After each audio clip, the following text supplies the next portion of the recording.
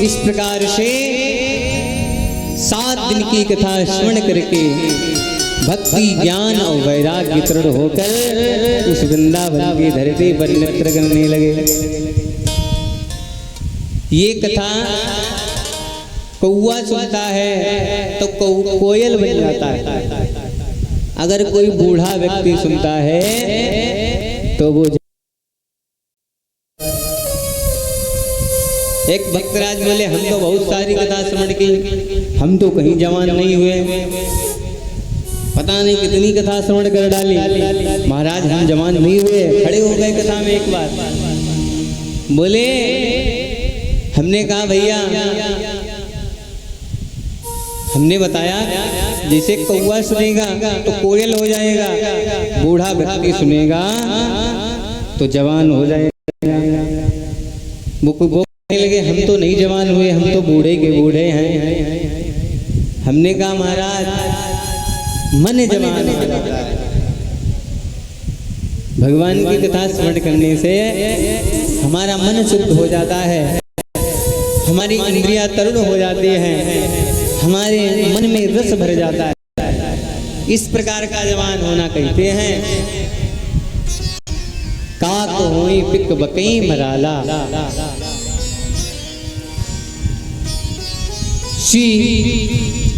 शुनकादिक ऋषियों से श्री सूत जी कहते हैं, शुनकादिक ऋषियों ने प्रश्न कर दिया सूत जी से, महाराज और कौन कौन ऐसे भक्त हुए, कौन कौन से पाप करने वाले व्यक्ति तर जाते हैं। श्री सूत जी कहने लगे शुनकादिक ऋषियों से, महाराज कहते हैं व्यक्ति ने जीवन में पाप के सिवा कुछ किया ही ना हो, जीवन में पाप ही पाप करते करते वो मृत्यु को पाप प्राप्त हो जाए, मृत्यु को प्राप्त होने के बाद वह प्रेत आत्मा हो जाए। अगर उस प्रेत आत्मा के निमित्त में श्रीमद् को कराया जाए तो प्रेत आत्मा को भी मुक्ति मिल जाती है। बोलो राधे राधे राधे राधे। शुनकादिक ऋषियों ने कहा कैसे महाराज? कहते हैं तुंगभद्रा नदी के तट पर एक उत्तम नगर है जिसमें आत्मदेव नाम के ब्राह्मण, आत्मदेव नाम के अनुष्ठान कराने वाले कर्म कांड के विद्वान, पूरे नगर में जिनकी ख्याति, जिनको लोग देखते हैं दूर ही से प्रणाम करते हैं, ऐसे आत्मदेव।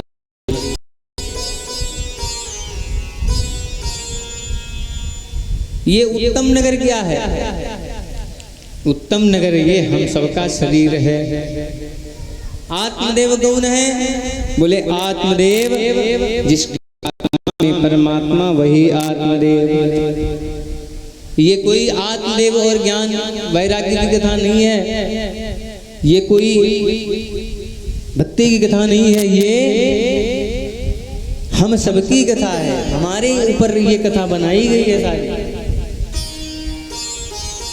जैसे कि जिनकी आत्मा में परमात्मा उन्हें आत्मदेव कहते हैं। आत्मा क्या है? उत्तम नगर है, जिनके हृदय में भगवान की छवि है, क्योंकि सबके हृदय में भगवान की छवि होती है, तभी तो हम लोग चल रहे हैं।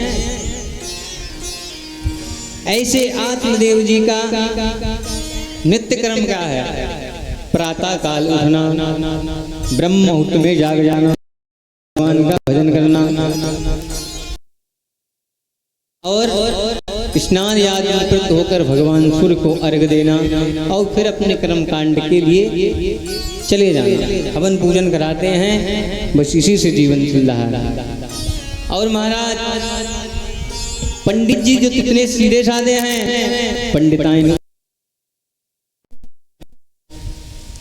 पंडित जी तो बहुत सीधे हैं। पंडिताइन जी जब भी देख लेती हैं पंडित जी को खून खुल जाता है। जैसे ही घर में आते हैं, आ गए, कितना क्या लाए, सारी जेबें झाल लेती हैं, जितना भी पैसे बड़े होते हैं सब निकाल लेती हैं। ऐसी कूर जिनका नाम है धुंधली। धुंधली उसे कहते हैं जिनकी बुद्धि ही धुंधली हो, धुंधला धुंधला जिसे दिखाई दे। खराब काम तो उसको बहुत साफ दिखाई दे जाते हैं, अच्छे काम नहीं दिखाई देते, उसे कहते हैं धुंधली।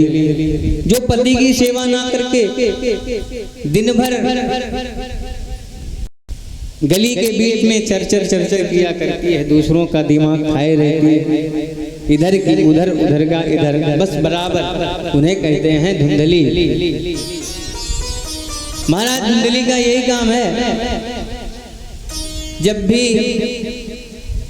आत्मदेव जी घर आते तो उनसे सीधे मुंह बात नहीं करती है।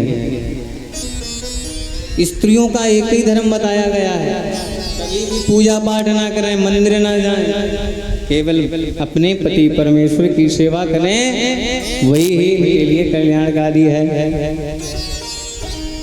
एक ही धर्म एक व्रत नेमा,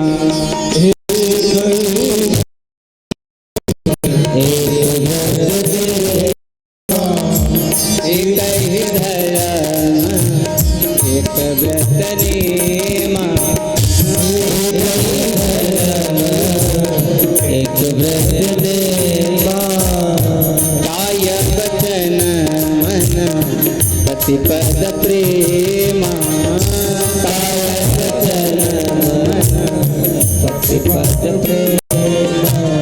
बोली एक ही धर्म एक व्रत नेमा, काय वचन मन पति पद प्रेमा। स्त्रियों को एक ही धर्म बताया गया है, अपने पति की सेवा करें, बस उन्हीं उसी में स्वर्ग है। ये धुंधली, इसको ये काम सारे नहीं आते हैं। जब भी पंडित जी आते हैं तब चिड़चिड़ापन दिखाती है, सीधे मुंह बात नहीं करती है। महाराज आत्मदेव जी बड़े सीधे साधे, बहुत समय व्यतीत हो गया उनके, कोई भी घर पे संतान नहीं है। कोई तन दुखी कोई मन दुखी, कोई धन बिन रहे तो उदास, थोड़ो थोड़ो सब दुखी, सुखी राम जी के दास। केवल प्रसन्न एक ही आदमी है जो सब कुछ त्याग करके भगवान के संकीर्तन में लगा हुआ है, भगवान को याद करने में लगा हुआ है, बस वही प्रसन्न है। महाराज भगवान का पूजन पाठ करते हैं, कर्मकांडी विद्वान हैं, सबकी कुंडली देख लेते हैं लेकिन अपनी नहीं देख पाए। अब तो उन्हें ताने मिलने लगे। ये निर्वंशी ब्राह्मण है, इसका कोई वंश चलाने वाला नहीं है। कई जगह तो सुनने को मिलता है, तो महाराज जी बड़े दुखी होते हैं। अब मन में सोचते हैं हमारा वंश कौन चलाएगा, हमारा तरण कौन करेगा, हमारे मर जाने के बाद हमारा पिंडदान कौन करेगा। पुत्र का अर्थ क्या है? पू कहते हैं नरक को, तासे तारे तौन, वंश विमल पावन करे, पुत्र कहावे तौन। पुत्र का अर्थ ही है जो अपने पुरखे भी नरक में पड़े हुए हैं, ऐसी भगवान भक्ति करे, भगवान का पठन करे, याद करे कि उनके पुरखे भी तर जाएं, इसे तो पुत्र कहते हैं। वरना कपूतों की गिनती नहीं है संसार में, अपनी माता को सताए रहे, संतों को नहीं मान रहे, ब्राह्मणों को नहीं मान रहे, वो पुत्र नहीं है। जो कभी कथा नहीं सुनते, भगवान का भजन नहीं करते, वो पुत्र नहीं है, वो समझो सीधे सीधे राक्षस हैं। माँ नहीं मातु पिता नहीं देवा, साधु न सन करवा वही सेवा, तिनके यही आचरण भवानी। भगवान शंकर जी मैया पार्वती से कहते हैं, जिनके यही आचरण भवानी, तही जानो निज निश्चर सम प्राणी।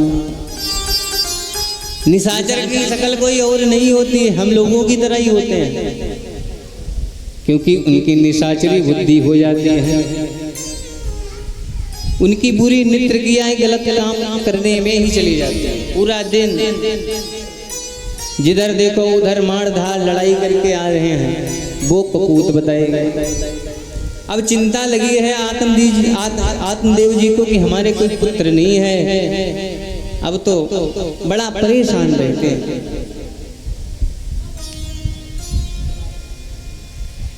वो जैसे सूनी लागे बगिया फल फूल के बिना, वैसे सूनी लागे गुदिया एक लाल के बिना। जिससे बाग में अगर फूल नहीं आ रहे हैं तो वो बाग सूना रहता है, और जिस मैया की गोदी में लाल नहीं है वो गोद भी सूनी रहती है, वो अच्छी नहीं लगती है। अब तो यही चिंता है आत्मदेव जी को, पुत्र पुत्र पुत्र पुत्र रटते जा रहे हैं। एक दिन की बात, महाराज सारे प्रपंचों को त्याग करके घर बार से ऊब करके, पुत्र भी नहीं है ये भी चिंता है, इतना परेशान रहते हैं। जंगल की तरफ प्रस्थान किया। एक सरोवर था, उस सरोवर किनारे बैठ जाते हैं। सरोवर के किनारे बैठकर अब तो मन में सोच रहे हैं कि हम अपने प्राण त्याग देंगे। अब हम अपने प्राण नहीं रखेंगे, अब तो हम मर जाएंगे। ऐसा संकल्प ले लिया तो सरोवर में कूदना चाहा। तुरंत क्या हुआ, संत भगवान का प्राकट्य हुआ। बोलिए संत भगवान की जय हो। संत भगवान का प्राकट्य हुआ। आत्मदेव जी को रुका, ये ब्राह्मण ये क्या करने जा रहे हो तुम? इतने ज्ञानी ब्राह्मण आत्महत्या करने जा रहे हो। आत्महत्या करना पाप है। जो भी आत्महत्या करते हैं वो जब तक उनकी वर्षों की अवधि पूरी नहीं हो जाती है तब तक वो प्रेत योनि में जाते हैं। प्रेतों को न तो भोजन मिलता है, केवल पानी मिल जाता है। कैसे? जब हम लोग सोच क्रिया करने जाते हैं वो वाला पानी प्रेतों को प्राप्त होता है। आप इतना बड़ा अनर्थ करने जा रहे हैं, मृत्यु को प्राप्त होने जा रहे हैं। पुत्र के पीछे कोई पुत्र उत्तर नहीं होते हैं, कोई सेवा एवा नहीं करता। महाराज राजा सगर के 60,000 पुत्र थे, कितना सुख मिला। राजा दशरथ जी के 4 पुत्र थे, उनसे कितना सुख मिला। मिला नहीं मिला। जब मरण हुआ तो वहां पे कोई नहीं था। राजा सगर के 60,000 पुत्र थे, कुछ सुख मिला कि नहीं मिला? पुत्रों से अगर सुख मिलता तो इनको नहीं मिल जाता। पता नहीं पुत्र पूत निकले या कपूत निकले, इसकी कोई गारंटी? पुत्र हो जाए वो तुम्हारी सेवा करे, सेवा ना करे डंडो लाठी से आपकी सेवा करे, तुम्हें मारे, घर से निकाले, ये भी तो हो सकता है महाराज। लेकिन आत्मदेव जी को बहुत सुंदर सुंदर ज्ञान दिया, लेकिन पुत्र मोह में इतना खो चुके थे आत्मदेव जी, उनके समझ में नहीं आ रहा था। बोले या तो हमको पुत्र दे दीजिए, नहीं तो अभी मैं आपके सामने ही इस सरोवर में कूदकर अभी हम अपना जीवन नष्ट कर दूंगा। जब इतना कहा तब उस संत ने क्या किया, एक फल निकाला, फल को दे दिया। बोले जाओ ये फल ले जाओ, अपनी पत्नी को खिला देना। सुबह भगवान सूर्य को अर्घ देने के बाद में ये फल ग्रहण किया जाएगा। और फल ग्रहण करेगी तो बहुत ही संयोग पुत्र प्राप्त होगा। आज वो फल ले जाकर आत्मदेव जी जाते हैं इतना प्रसन्न है, फल लेकर जा रहे हैं। वाह, संत का कभी वचन मिथ्या नहीं होता। ब्रह्म वचन चाहे पड़ जाए फीका, संत वचन पत्थर फूली का। ब्राह्मण का वचन व्यर्थ हो सकता है, ब्रह्मा की बात व्यर्थ हो सकती है, लेकिन संत की बात व्यर्थ नहीं हो सकती है। महाराज आत्मदेव फल लेकर जैसे दरवाजे पे पहुंचे, इतना प्रसन्न है, इतना खुश हैं। कुंडी खटखटाई, बोली देवी ये सुनती हो? अंदर से आवाज आई, काहे गला फाड़ रहे हो, बांस की इतना चिल्लाई रहे हो, नौलखा हार लेके आए हो हमारे लिए, इतना चिल्लाई रहे हो तुम? बोली भाग्यवान खोलो पहले दरवाजे तो खोलो। धुंधली आई, बोली इतना तेज ना चिल्लाया करो, दरवाजे पे खड़े होके मोहल्ले वालों को जन्मा देते हो। अपने आप पूरा मोहल्ला चिल्ला के घूम के आ जाती हैं पूरा दिन। महाराज जी दरवाजे से टेर रहे तो क्या कहती हैं, ज्यादा धीरे बोला करो, जोर ना बोला करो, मोहल्ले वालों को जन्मा देते हो तुम। धुंधली आई, कहने लगी अच्छा आओ अंदर आ जाओ। अंदर प्रवेश हुआ आत्मदेव जी का। धुंधली ने कहा बैठ जाइए, भोजन बन चुका है, अपने आप परोस के खा लेना, मैं ना परसने वाली। हमारे आज तो पैर इतने दर्द कर रहे हैं, मैं तो कुछ ना कर पाऊंगी। आत्मदेव जी ने कहा ठीक है, आप कुछ नहीं कर पाएंगे, एक काम कर लीजिए। बोले क्या? स्नान करके भगवान सूर्य को अर्घ देने के बाद जो हमें फल प्राप्त हुआ है संत के द्वारा, आप इसको ग्रहण कर लें, ग्रहण कर लें, इसके पुत्र की प्राप्ति होगी, हमारे घर में भी किलकारियाँ गूंजेगी। बहुत ही प्रसन्न है। अब धुंधली ने पता नहीं मन में सोचती, पता नहीं किस बाबा से ये पढ़वा पढ़ो के ले आए हैं, कैसा होगा, पता नहीं कैसा फल होगा। मन में बहुत प्रकार के व्यसन ला रही है, क्योंकि उसकी बुद्धि ही धुंधली है, सब उल्टे ही सोचती है। धुंधली ने सोचा अगर हम इस फल को खाएंगे, अगर इस फल को खाने से अगर हमारे गर्भ में पुत्र या पुत्री आ गई तो हमको तो बड़ा कष्ट होगा, तो हम भाग भी, अगर घर में आग लग गई तो हम भाग भी नहीं पाएंगे, अगर कहीं लड़ाई चोर फांद पड़े घर में तो हम भाग भी नहीं पाएंगे। तो मन में बहुत ही व्यसन ला रही है। उसने क्या किया, अपनी बहन को याद किया। पासे में उसकी मोहली बहन रहती थी, वो आई, बोली आप बहुत प्रसन्न हैं, बहुत दुखी हैं, क्या बात है? जो दूसरे को सदैव दुख देती है, आज उसके मुखार मंडल पे ये दुख दिखाई दे रहा है, इसका क्या कारण है? बोली हमें फल दिया गया है, हम इस फल को खाएंगे तब हमारे यहाँ पुत्र का जन्म होगा। और हमारे अंदर बहुत से व्यसन आ रहे हैं, हमारे मन में खिन्नता हो रही है, कहीं हम ये फल खाएंगे, घर में अगर कुछ आफत आ गई, आग लग गई, चोर फांद पड़े, डाकू आ गए तो हम भागेंगे कैसे? बोले हम ना फल खाएंगे। बोले फल खा लो, संत के द्वारा दिया गया प्रसाद है। उसकी बहन ने भी यही कहा, लेकिन जब उसने उसकी बात नहीं मानी तब बोली ऐसा करो, ये जो फल है गऊ को खिला दो, फल आए जितना समय हुआ उतना ही गर्भ हमारा है। जितना फल लाए हुए पंडित जी को हुआ है उतने ही समय का गर्भ हमारे भी ठहरा हुआ है। आप यह फल गऊ को खिला दीजिए और इस फल का परीक्षण भी हो जाएगा। अगर इस फल में कोई ताकत होगी तो गऊ के द्वारा भी बालक का जन्म हो सकता है। फल गऊ को खिला दिया गया। धुंधली के बहन ने जैसा जैसा समझा दिया था, आपको बस नाटक करना है और कुछ नहीं करना है। जैसे 9 मास पूरे होंगे हम आपको अपना बालक दे देंगे, आप हमें ढेर सारा धन दे देना, हमारे वैसे भी 10 ज्यादा हैं। एक आधे तुम ले लियो तो कोई दिक्कत ना हो जाएगी।